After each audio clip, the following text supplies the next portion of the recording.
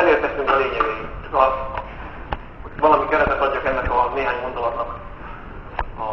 Ugye régen úgy csináltunk egy kampányt, hogy egy sötétben, az erdőben lelőttünk egy sörétes puskával, és reggel világosan összeszedtük a vadakat. Nem tudtuk, hogy hol vannak a választóink. Csináltunk egy nagy kampányt, és aztán utána elment, aki elment. A pécsi választásoknál mind a 36.500 embert személyesen ismertük. Tehát aki ott volt, azt mindegyiket személyesen ismertük. Mindegyikről tudtuk, hogy hívják, hogy hány esztendős, hogy milyen erős támogatónk, mi a telefonszáma, mi a mobilszáma, mi az e-mail címe.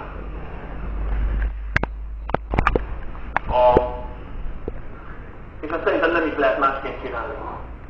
Tehát a pécsi kampányban tele ennyi anyagunk van kint az utcán, de csak ezt a munkát elvégezzük, akkor is megnyertük volna a választást.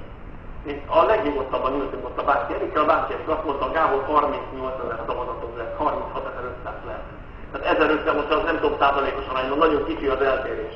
De pontosan meg tudtuk mondani, hogy hányan mentek el szavazni. A 38.000 emberből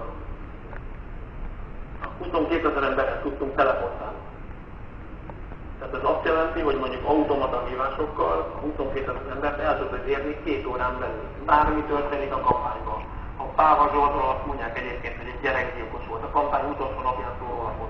Akkor te a szavazóbázisodnak a 2/3 el tudod írni, és azt mondod, a Páva Zsolt a legtisztességesebb ember, és hazugságokat állítanak róla. Nagyon gyors kommunikációt tesz lehetővé. Ráadásul ismertünk 15.000 olyan embert a városban, ennyi szavazatot kaptak a többiek, akik Páva Zsoltot elutasították.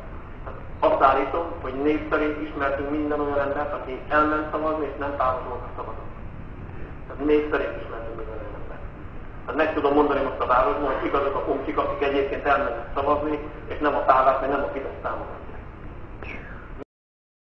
És infrastruktúrában nagyon-nagyon sokat fejlődtünk. Ugye átértünk egy ilyen, végre olyan közegben most meséltem el a küzdelmeimet, aki megérti. Átértünk egy online adatbázis kezelési módra. Ugye amikor én ezt az elnökség elé terjesztettem, ahol Orbán Viktor nem igazán ért a számítástechnikához, most már sokat léptünk előre, mert például SMS-t tud fogadni, küldeni. És tudja, mi a fax és az e-mail közti különbség. Kis túlzással. De nem is ez a dolga, de mindegy. Igen? Nincs, azért mondom, hogy ehhez kevésbé érte.